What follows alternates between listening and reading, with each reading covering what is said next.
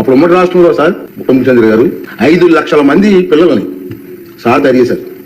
High schools నుంచి junior college team corporate పేరు పెట్టాం.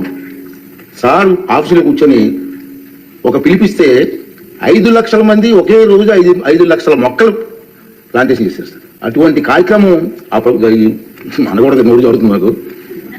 ఈ ప్రభుత్వం వచ్చిన తర్వాత కనుమరుగైపోయింది సార్. మళ్ళీ ఒకసారి విద్యాశాఖ మంత్రి గారు మీరు ముఖ్యమంత్రి గారు ఆలోచన చేసి ఆ కార్యక్రమం పెట్టండి సార్. డబ్బులతో ముడిపడము సార్. నా భయం ఏంటంటే గతంలో సినిమా ఉంది సార్ జల్సా అని, దాంట్లో హీరో పాత్రధారి ఫ్రెండ్స్ ఎవరు వచ్చినా డబ్బులు అడిగితే ఆ వాటర్లో చొక్కా ఉంటుంది, ఆ చొక్కా డబ్బులు తెచ్చుకోండి.